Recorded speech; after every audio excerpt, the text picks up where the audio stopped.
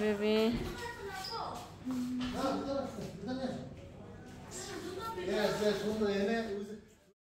আসসালামু আলাইকুম, welcome back to my channel. কাছে কিংবা দূরে, দেশ এবং দেশের বাইরে যে যেখান থেকে বসে আমার আজকের ভিডিওটা দেখছেন, আশা করছি আল্লাহর রহমতে অনেক ভালো আছেন। আমি আছি আলহামদুলিল্লাহ, আল্লাহর অশেষ রহমতে অনেক বেশি ভালো আছি। আমি টুম্পা আছি আপনাদের সাথে। তো আজকে হচ্ছে ঈদের তৃতীয় দিন। তো আজকে হচ্ছে লাগেজপত্র সব কিছু নিয়ে আমরা বের হয়ে গিয়েছি ঘোরার উদ্দেশ্যে। ঘোরার উদ্দেশ্য বলতে আর কি, একটু বেড়াতে যাব। আমরা বাসার সবাই, যেমন আমরা তিন জার ফ্যামিলি, সবাই মোট 14 জন আমরা একসাথে রেডি হয়ে বের হয়েছি ঘুরতে যাওয়ার উদ্দেশ্যে। তো আপনারা দেখতে থাকেন আমার আজকের ভিডিওটা, আপনাদের কাছে ভালো লাগবে। তো বেশ কিছুদিন ধরে রামিসার বাবা বলছিল যে আমরা একটু বাচ্চাদের স্কুল বন্ধ হলে বাহারান যে ঘুরে আসব। তো বাচ্চাদের তো আর কি হাফ ইয়ারলি এক্সামের পর স্কুল বন্ধ দিয়েছে। তো ওর বাবা কাকুদের দেখা যায় যে ঈদের পরে কিছুদিন একটু ছুটি থাকে কাজকর্মে। তো চিন্তা করলাম যে ঈদের পরে আর কি সবাই মিলে বাহারান থেকে ঘুরে আসি, আর এই জন্য আমরা সবাই মিলে রেডি হয়ে বের হয়ে গেছি বাহারানের উদ্দেশ্যে। তো বাসা থেকে সবার বের হওয়ার কথা ছিল সকাল 9টা বাজে, কিন্তু দেখা গিয়েছে যে ছোট বাচ্চা কাচ্চা নিয়ে রেডি বের হতে হতে আমাদের মোটামুটি সকাল 9:30 বেজে গিয়েছে। তো আমাদের বাসা থেকে কাতার বর্ডারে আসতে মোটামুটি সময় লাগে 1 ঘন্টার মতো। তো আমরা কাতার বর্ডার পার হয়ে সৌদিতে চলে এসেছি। সৌদির আসার পরে ওর বাবা একটা পেট্রোল পাম্পে থামলো, কিছু পেট্রোল নিল। তারপর এখন হচ্ছে একটা সুপার শপে এসেছি। সৌদি আরবে হচ্ছে আমরা যখনই আসি, যে আলমারায় যে একটা দুধ আছে না, আপনার চকলেট দুধ, ডাবল চকলেট দুধ, ওই দুধটা আমাদের খুবই পছন্দ, বাচ্চারও খুবই পছন্দ, আমারও খুবই পছন্দ। তো আমরা যতদিন দেখা যায় সৌদি আরব থাকি, উমরার মধ্যে এসেছিলাম তখন খেয়েছি, আবার দুবাইতে গিয়েছিলাম তখন খেয়েছি। তো এই আলমারায় এই চকলেট দুধটা কেনার জন্য আমরা একটা সুপার শপ এসেছি।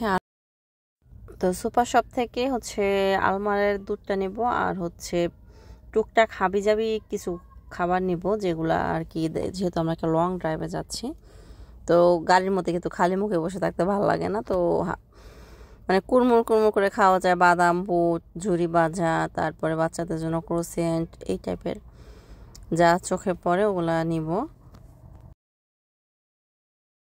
তো আমরা তো ভেবেছিলাম যে ইমিগ্রেশনে দেরি হবে, কিন্তু একদমই দেরি হয়নি। ইমিগ্রেশন মোটামুটি পার হতে আমাদের সময় লেগেছে 5 থেকে 7 মিনিট হবে, এর একটু বেশি না। আর এখন যেহেতু হজের মৌসুম চলতেছে, তো এখন ওমরা বন্ধ, আর যখন ওমরা ওপেন থাকে তখন হচ্ছে ইমিগ্রেশনে অনেক লেট হয়।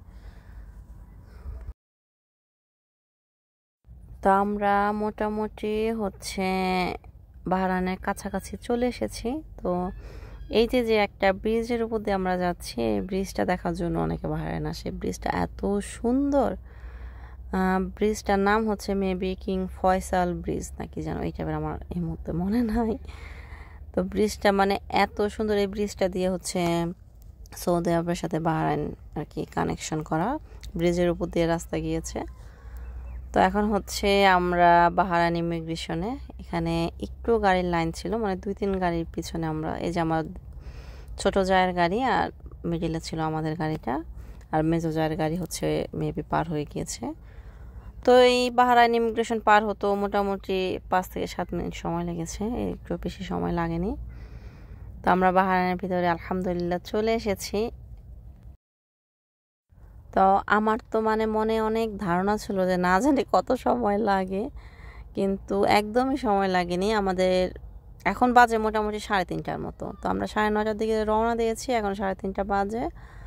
তো মোটামুটি 6 ঘন্টার মতো লেগেছে সব কিছু মিলে। এর মধ্যে আমরা রাস্তায় থেমেছি, খেয়েছি, পেট্রোল নিয়েছি, তারপরে নামাজ পড়েছি, সব কিছু মিলিয়ে আমাদের 6 ঘন্টার মতো সময় লেগেছে।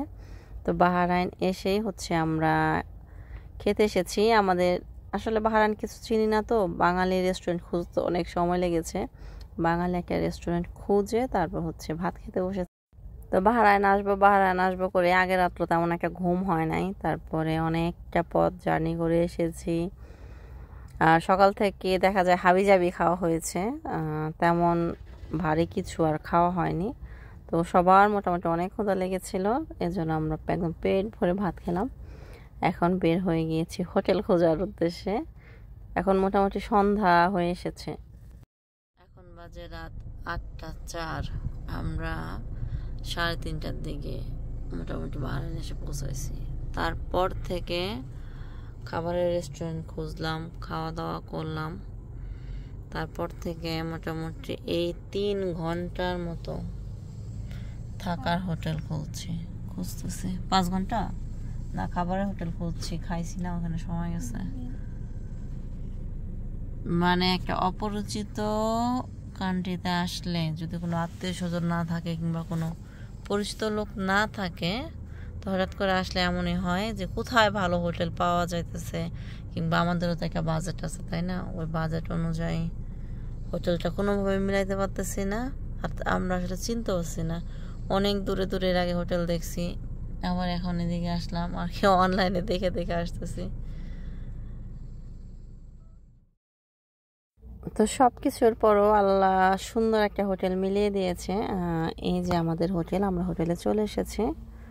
তো হোটেলে আমি একটু আপনাদেরকে দেখাই হোটেলটা ঘুরে। ঢুকতে হচ্ছে ড্রয়িং রুম, তারপর হচ্ছে ডাইনিং প্লাস কিচেন, একদম ওপেন কিচেন। কিচেনে মোটামুটি যা থাকার সব আছে, আপনার ফ্রিজ থেকে শুরু করে washing machine, dish washer, electric oven, micro oven, থালা বাটি চামচ, হাঁড়ি পাতিল, মোটামুটি সব কিছু আছে। তারপরে এই যে হচ্ছে একটা ওয়াশরুম, এটা হচ্ছে বাচ্চাদের রুমের সাথে ওয়াশরুম। তারপর হচ্ছে এই যে হচ্ছে মাস্টার বেড। তো মাস্টার বেডটাও মোটামুটি ভালোই বড়, খারাপ না আলহামদুলিল্লাহ। তো বেডেও বড় একটা টিভি দেওয়া, বেড দেওয়া, ডাবল বেড দেওয়া, তারপর হচ্ছে আলমারি দেওয়া, ড্রেসিং টেবিল দেওয়া, আর সাথে হচ্ছে বড় একটা ওয়াশরুম দেওয়া মাস্টার।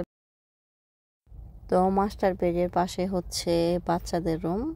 বাচ্চাদের রুমে একটা সমস্যা হয়েছে, বাচ্চাদের রুমে হচ্ছে আপনার একটা সিঙ্গেল খাট দেওয়া। নিচে যখন রিসিপশনে ওর বাবা আর কি হোটেলটা রেন্ট করেছে, তখনই বলেছে যে আমার 2টা বেড লাগবে, আমার যেহেতু 2টা বাচ্চা। কিন্তু 2 বেডওয়ালা রুম এখানে অ্যাভেলেবেল ছিল না, এজন্য ওরা বলেছে যে আমরা এক বেডের সাথে আরেকটা ম্যাট্রেস দিয়ে দিব, যাতে আপনার 2 বাচ্চা ঘুমাতে পারে, একজন ম্যাট্রেসে একজন বেডে। তো এই জন্য ওর বাবা এটা রেন্ট করেছে। এই যে এখানে হচ্ছে একটা সিঙ্গেল বেড দেওয়া, আর এই যে একটা ম্যাট্রেস দেওয়া, ওই ম্যাট্রেসটা নিচে পেতে দেব। তো ওখানে হচ্ছে রামিসা কিংবা তাসিন যেখানে একজন ঘুমিয়ে পড়বে। তো এটা হচ্ছে বাচ্চাদের রুম। বাচ্চাদের রুমটাও খারাপ না আলহামদুলিল্লাহ। তো হোটেলে ঢুকে আমাদের মোটামুটি সব কিছুই পছন্দ হয়েছে। কিন্তু এই হোটেলটা আর কি যখন রেন্ট করেছে তখন বলেছে যে হোটেলে হচ্ছে আপনার থাকবে 2 দিন। 2 দিন আমরা থাকতে পারবো, 3 দিনের পর 3 দিন থেকে আর কি অন্য জায়গায় রেন্ট করা, একদম অনলাইনে এখানে রেন্ট করা। তো ওর বাবা অনেকবার বলেছে যে না, আমাদের যেভাবে হোক 4 দিন দিতে হবে, কিন্তু আর কি সম্ভব না, এখানে আমাদের 2 দিন থাকতে হবে, 2 দিন পর আবার হোটেল চেঞ্জ করতে হবে। এখন কিছু করার নেই, অনেক রাত হয়ে গিয়েছে, হোটেল পাচ্ছিলাম না।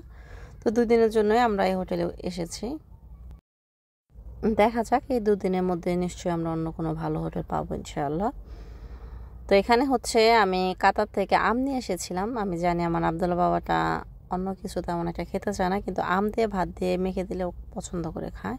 তো আমি বাঙালি রেস্টুরেন্ট থেকে আবদুল্লাহর জন্য অল্প একটু ভাত নিয়ে এসেছিলাম, ছোট্ট একটা বক্সে করে অল্প একটু ভাত নিয়ে এসেছি। এখন হচ্ছে আম দিয়ে আবদুল্লাহ বাবাটাকে ভাত মেখে দেব, আর হচ্ছে আর কি পাউডার মিল্ক সেটা দিয়ে ভাতটা মেখে দিলে আবদুল্লাহ বাবাটা খুব পছন্দ করে খায়। আর যেটা আবদুল্লাহর খুব প্রিয় খাবার, ওটা ইদানিং দেখা যায় আবদুল্লাহ হাতে খায়, তা আমি ওকে একটু হাত দিয়ে খাওয়ানোর চেষ্টা করি। তো হচ্ছে আমি আম দিয়ে ভাতগুলো সুন্দর করে মেখে একদম ছোট ছোট বলের মতো করে দিব।